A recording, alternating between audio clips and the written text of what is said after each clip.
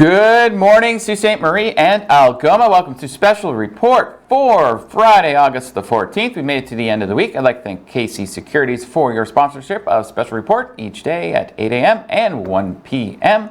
Daniel is off today, but he will be back on Monday, joining me as the co-host and also our weatherman. But don't worry, we still got weather for you today as well.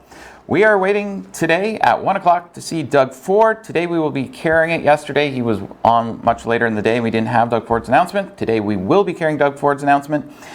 He will be with Lisa MacLeod, who's the Minister of Heritage, Sport, Tourism and Culture Industries. Man, they use long titles in this Ford administration.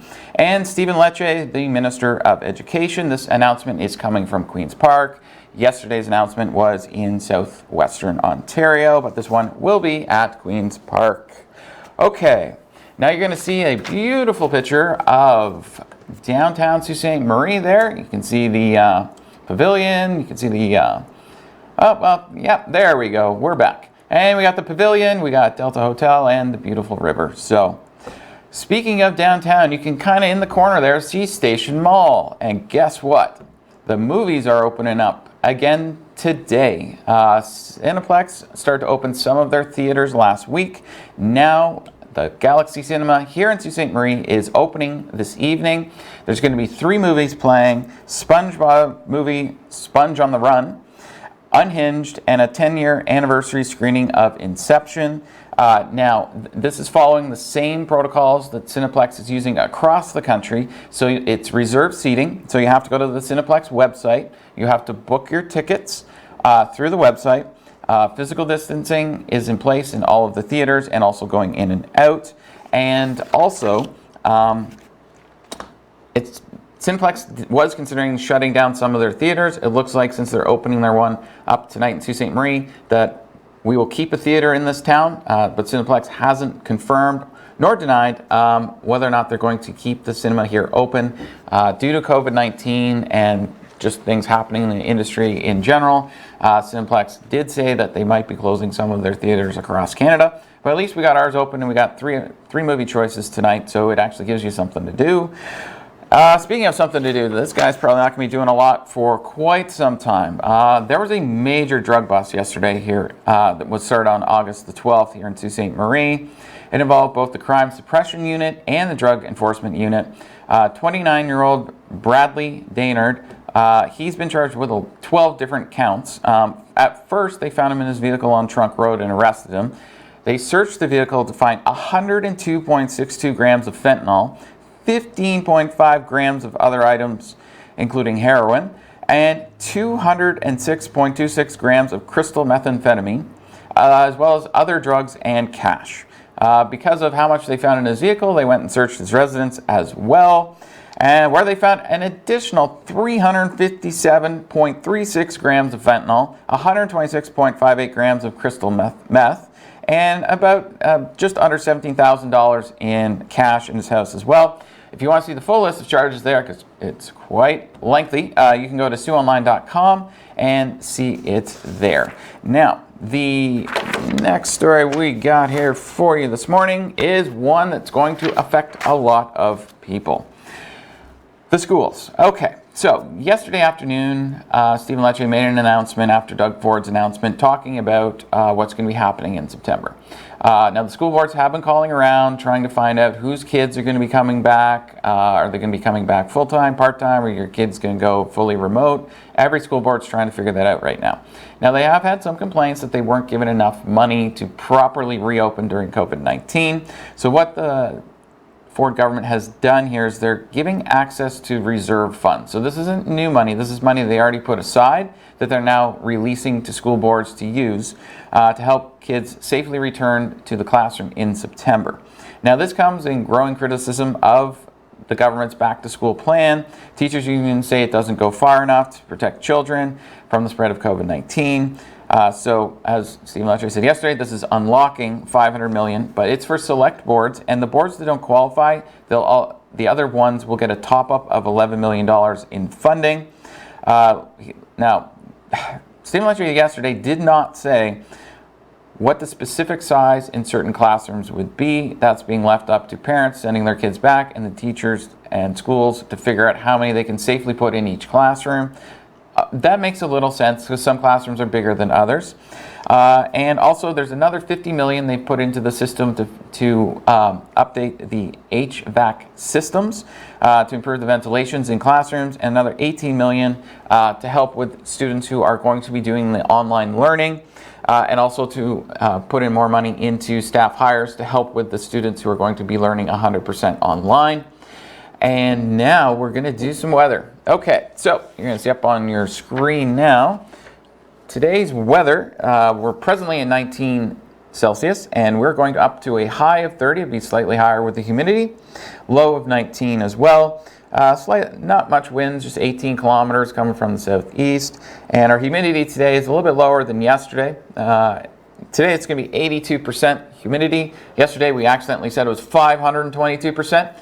Interesting note, it's not even 522% humidity on Mars. Thank you to Kevin for doing that research for us.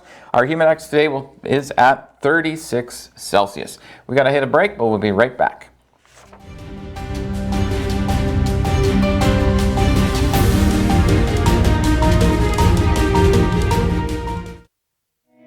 This past year we've been celebrating our 65th anniversary, dating back to services originating in our community in 1954, which is quite some time ago. It's been a great opportunity this past year to recognize the pioneers, the stakeholders that worked tirelessly to create what we are today. I'm grateful for everything that the families 65 years ago and the people that assembled the organization have done in order for us to achieve the success that we're experiencing 65 years later.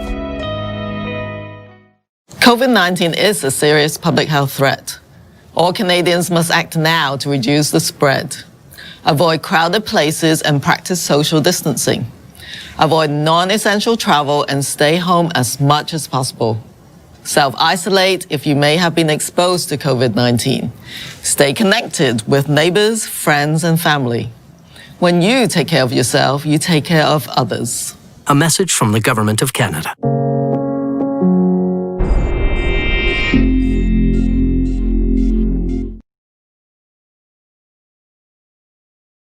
Recently, the Government of Ontario established a $100 million affordability fund to help Ontarians who don't qualify for low-income conservation programs ease the burden of their electricity bill. Whether you rent or own your home, as long as you pay your electric bill, you could qualify. There are 3 levels of support available. The first is a home energy kit with upgrades like smart power bars and LED light bulbs. The second includes Energy Star appliances that help keep things cool during the hot summer months. The third is for electrically heated homes so that your power bills don't break the bank during those long Canadian winters. Plus, all upgrades, including installation, are completely free of charge. Visit affordabilityfund.org or call 1-855-494-FUND to find out if you qualify.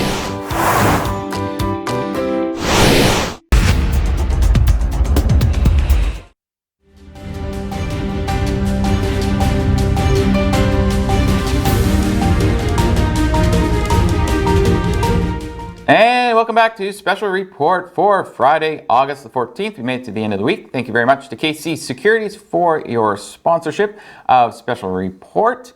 Now we're going to look at our Facebook shoutouts today. So good morning to Juliana and Michelle. Thank you very much for watching this morning. We greatly appreciate it. Also, today's show is only going to be 15 minutes, so we've got a little bit more to go, and then we'll be repeating the morning show again at 8:15.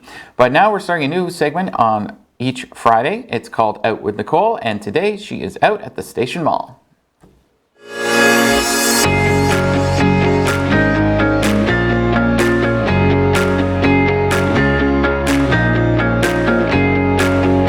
Hey, it's Nicole here. We are with Tate here at the Station Mall. We are here to find out what's been going on down here. We're really excited that we're back open. I know that you haven't really been down to the mall yet, so you want to see what's new and happening. Not at all. I think that people feel safe coming to the mall. Well, I noticed too when I first came in, the doors got lots of signs on it, and you got your hand sanitizer. I was right in there making sure. A lot of stores have their own precautions in place, which is great to see from us and for the public as well, because you don't want to be going into a store with overwhelming amount of people, not being able to social distance, and keeping just in regulation with everything. Obviously, the food court's somewhere where people like to gather, and with everything going on, you still need to keep your distance, but people are able to now come and eat, and to ensure that people could eat separately from others who aren't in your circle, we made sure to wrap all the seats with plastic wrap so they are unable to sit there. Plastic wrap. So I'm saying saran wrap. Saran plastic, same thing. Right now the mall opens at 9 a.m. and closes at 9:30. We made a list of every single store and having every single one of their hours. So you can go on the your web page, right? The Station Mall, Yeah. and you will see all that. Yeah, so if you go to the hours tab, there'll be a list of it all right there. Oh, perfect. So I saw you guys are on Instagram. So what's going on with that? So at the Station Mall, you can find us and follow us, and we're going to be posting a lot of updates about what's going on in the mall, what stores have what, and the hours, and then also we're going to be doing an Instagram contest coming up, so you got to make sure you watch that. That's all from us here at the Station Mall. I'm going to go do some shopping, so have a great afternoon.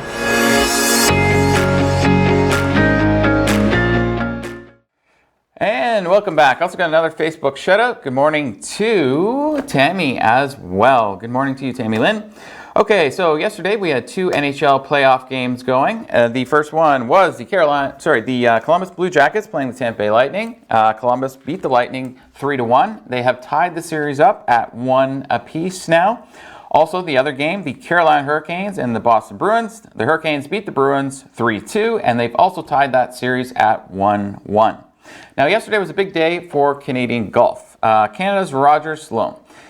He's not one of the more well-known Canadian PGA players, but he has tied for the lead in the PGA Tour's Wyndham Championship with shooting a career-low 62. That is good for 8 under. He's tied with 2 Americans, Harold Varner III and Tom Hodge. Interesting thing, Hodge and Sloan were in the same threesome, and they both shot 62 together. Sloan has struggled this season. He's missed 13 of 19 cuts. He sits 178th in the rankings. He needs a big finish this week if he wants to make it in the top 125 to progress into the FedEx Cup playoffs. And the tour has changed one rule with regards to the keeping your tour card because there's so many events canceled this year. They're not kicking everybody out who doesn't make the 125, make them go back to their tour cards. They can keep their tour cards for next year because of the shortened season this year. Okay, let's look at our 7-day forecast. And our 7-day forecast today, we already told you we'll go up to a high of 30, but tomorrow we're going to be at 27. Now tomorrow's a mixed bag. You can have sun, rain, or a thunderstorm, so pretty much anything that could be possible tomorrow. Sunday, partly sunny at 24. Same on Monday, it'll be at 22. Tuesday, it's going to be sunny, but it's also 22. Wednesday, you're going to see rain, 24. And then Thursday and Friday, 24, 25. So it is looking a little bit better once we get through Saturday anyways. And also, we now have our Weather Watcher photo. Thank you very much. This is actually by the marina down at Bellevue Park. So you can see the sunrise coming up. That's from a viewer today. Alrighty. And also, if you want to send in a Weather Watcher photo, it's ontvweather@gmail.com. Send it in from wherever you are across Canada. We have viewers all over the place. So we love the videos and photos from anywhere. So thank you very much for that. Also, the We Charity is in the process of laying off a bunch of employees because of the scandal. They've let go of 22 full-time employees in Toronto. Another 59 on contracts till the end of the month will also be let go. And they're looking to sell a lot of their real estate as well. We will be back at 1 p.m. with Doug Ford, along with Lisa McLeod and Education Minister Stephen Lecce. Stay tuned for News All Morning, and I'll see you at 7 p.m. tonight.